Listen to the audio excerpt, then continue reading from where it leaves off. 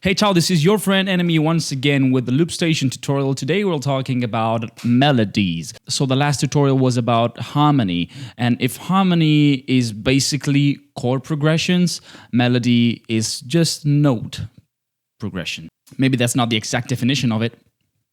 The actual one is, for Wikipedia, a melody, also tune, voice, or line in linear succession of musical tones that the listener perceives as a single entity. That's basically what I said.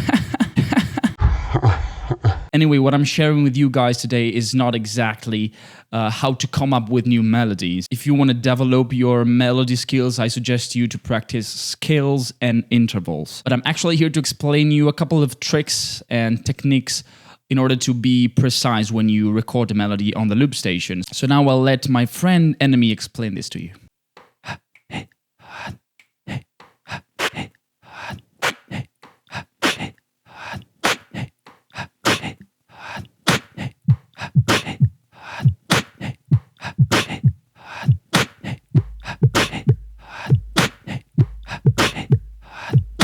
All right.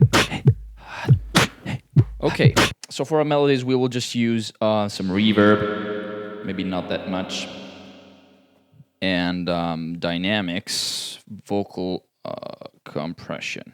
There you go. So, of course, your melody will depend on the chord progression of your song. It can be even just one chord, actually. Let's just try with one chord.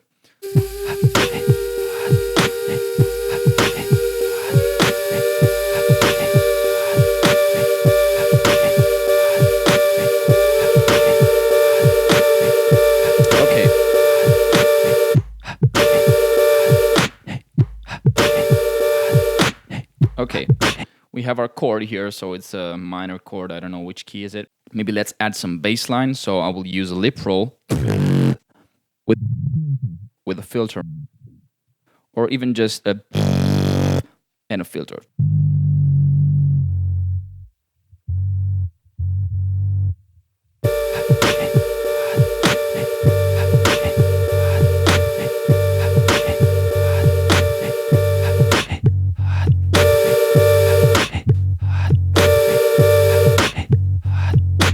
Okay, so for melodies, you just want to use notes, mainly notes from the scale of which your chord is. I mean, if this was C, I don't know which notes is it, but this is, let's say it's a C minor chord. We want to just use note from C minor scale. So, okay. Let's say this is our melody. We can just sing it, so.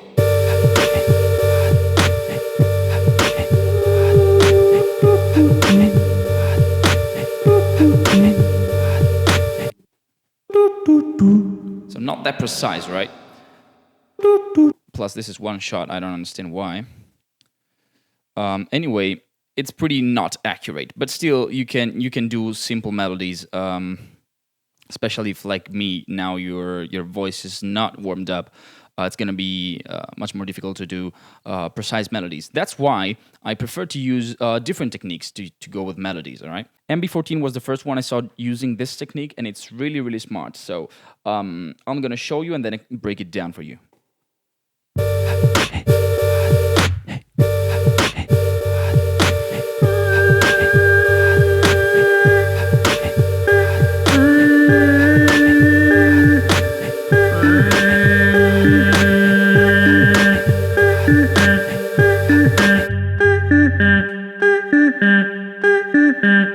Okay, so basically what we're doing here is we're doing the same melody as before, but we're going to do it note by note. So if is our melody, we're going to go with the first note first.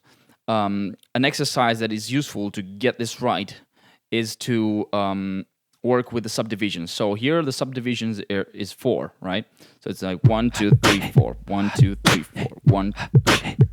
So the first note goes on 1. 1, 1, 1, 1. The second goes on the 2. So 1, 2, 3, 4, 1, 2, 3, 4, 1, 2, 3, 4, 1, 2, 3, 4, 1, 2, 3, 4. The other one goes on the 3. So 1, 2, 3, 4, 1, 2, 3, 4, 1, 2, 3, 4. Okay, we know the first note is hoo, so we prepare it. And then when we're ready, we click and we start recording. So the attack of the sound will be net, all right? So.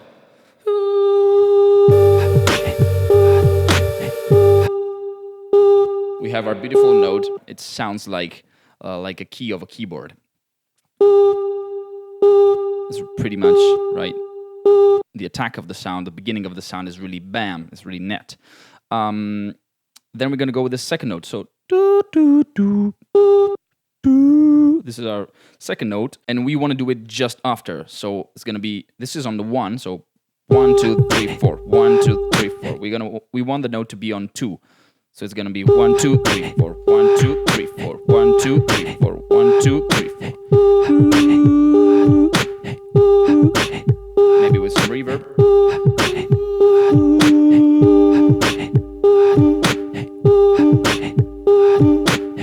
Okay, then we're gonna go with on the 3. So 1, 2, 3, 3, 3, 3.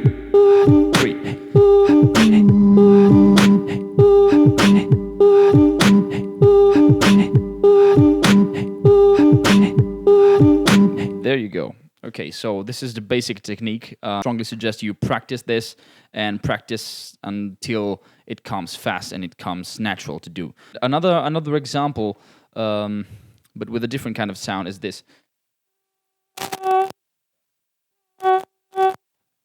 See, that's a problem. So I'm gonna use this volume fade. Basically, what you want to do is doing the same thing. So boost up the volume. This. You may see me using this technique, and also Tom Thumb using this technique, but it's the same principle. So you boost up the volume, you keep the note, and you boost up the volume on 1, on 2, and 3. So let's go.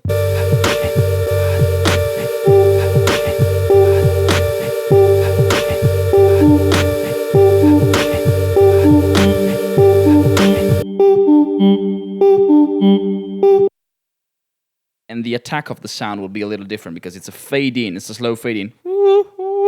It's not.